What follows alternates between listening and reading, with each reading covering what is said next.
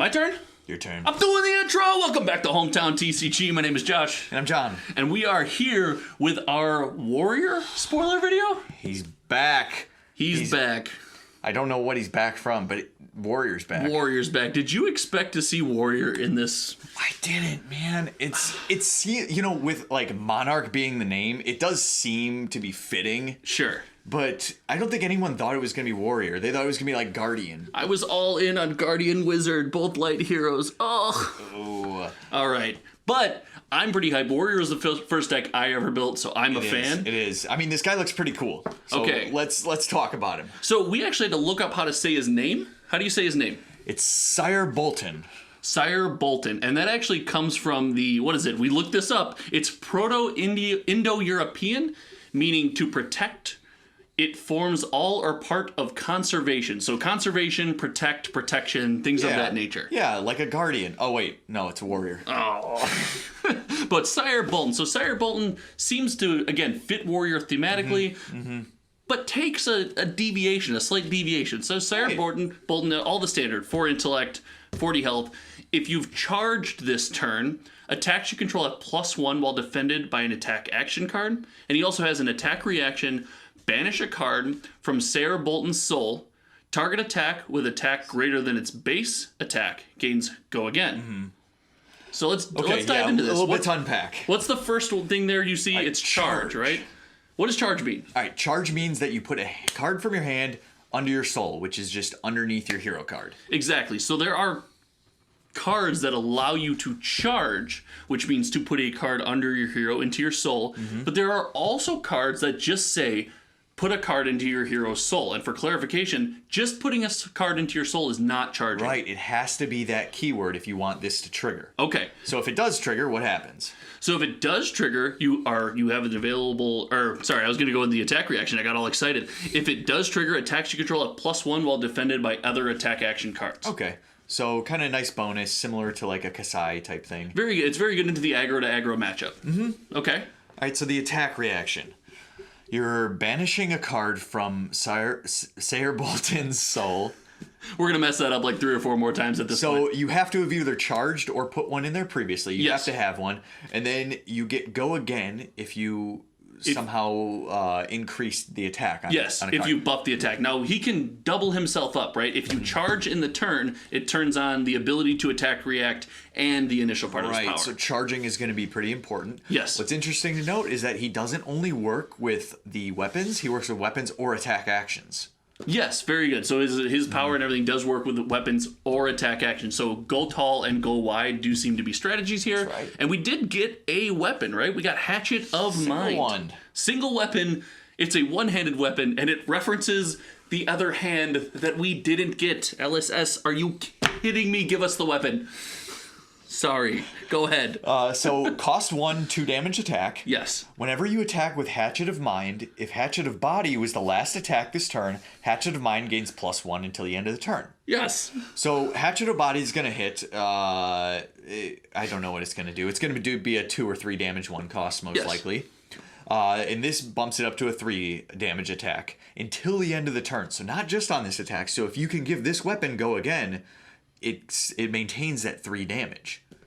Well, it's a once per turn action though too, so it's right. Yes. So yeah, you can't just keep doing it. But if you use Hatchet of Mind twice, it'll be 3 damage both times. Yes. Yes. All right, that kind of works with the next card we're looking at, which is going to be his Specialization.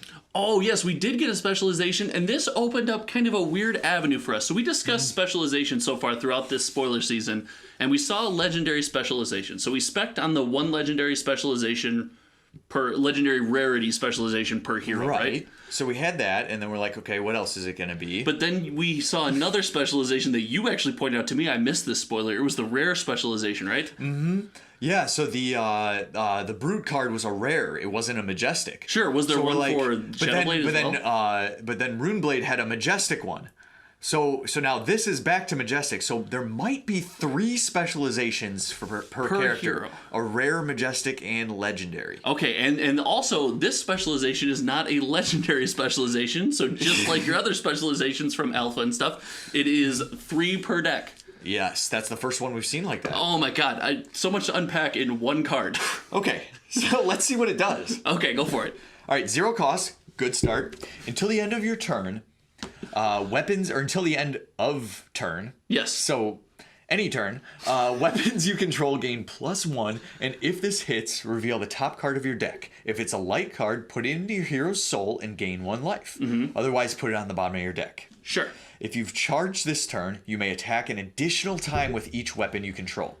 Go again. Okay, so a lot to unpack. That is a here. lot. That is a lot here. It's so exciting that I think I moved our desk. But it's got an effect that deals with putting a card into your soul and charging again, which if you're just able to charge, it's both. If you can charge once before doing this, you get both clauses, correct? Yes. What's cool is all these kind of cards mixed together. It's like this card interacts with his ability. It interacts with the hatchet.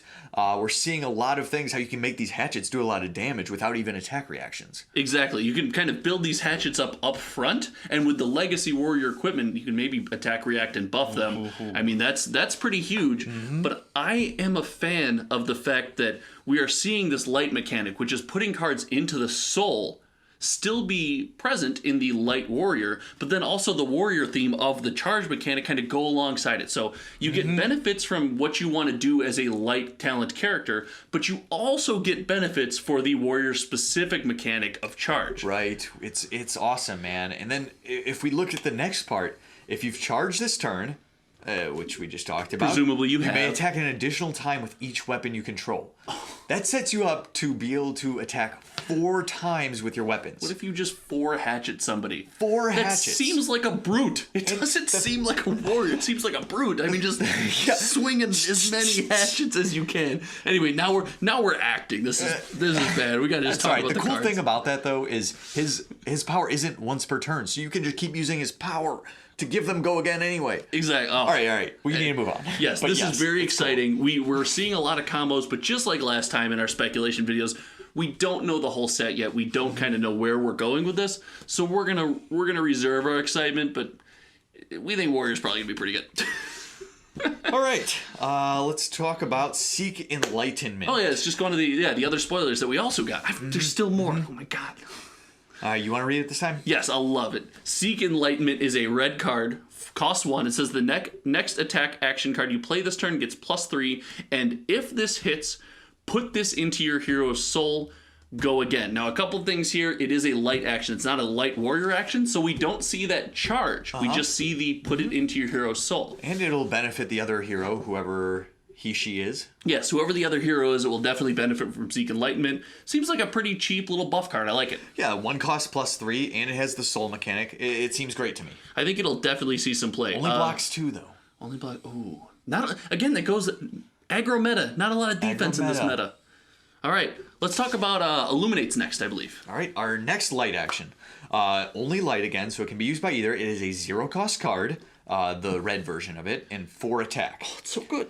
If Illuminate hits, put it into your hero's soul. That's nice right there, especially since it's 4, so it's harder to block. Exactly. The red version's going to get you slightly over the top.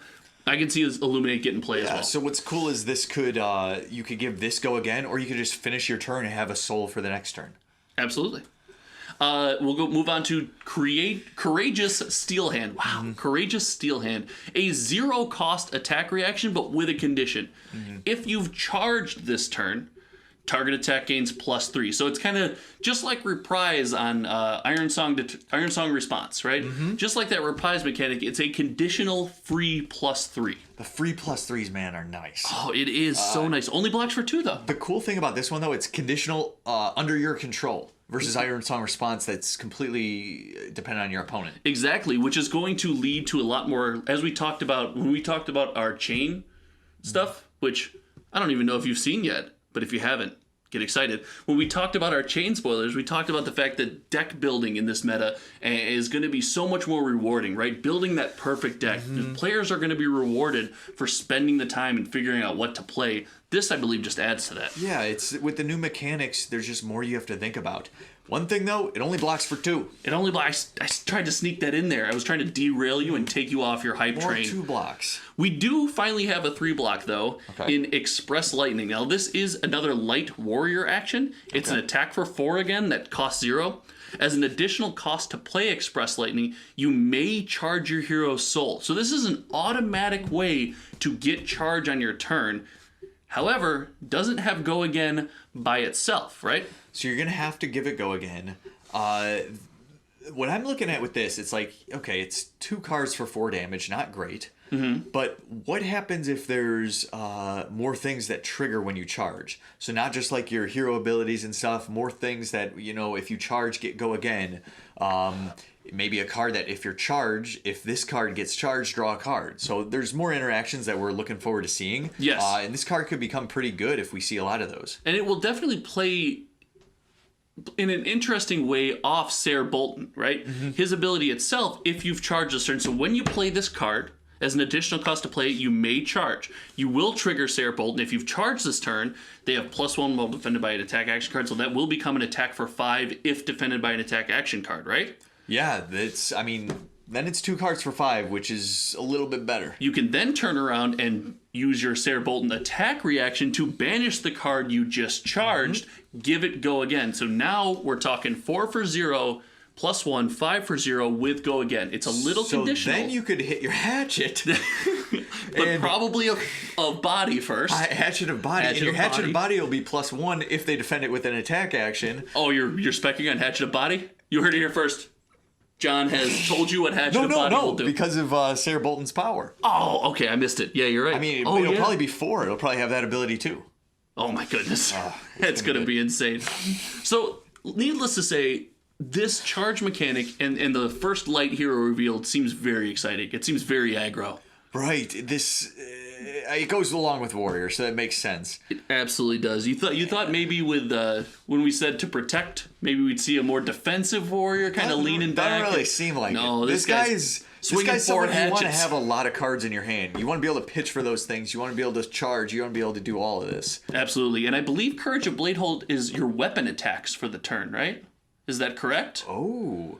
So I think it is. Yeah, your weapon attacks. It's not like a single. Yeah, it's not just a single weapon. We'll fix that on the screen if I'm wrong. Yeah, it is. No, it's 100% because it works with Kasai stuff. So that's a great equipment piece right there.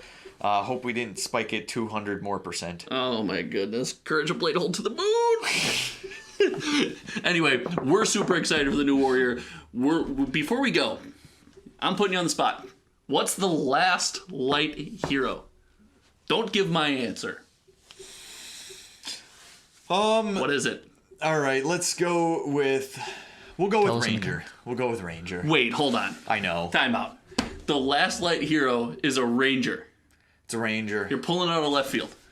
Yeah, I mean, I think everyone's wanted it to be Ranger. I want it to be Ranger. I mean, I was talking about mech early on. I don't know. You were on the mech hype train. Mech just doesn't seem like it goes with Monarch.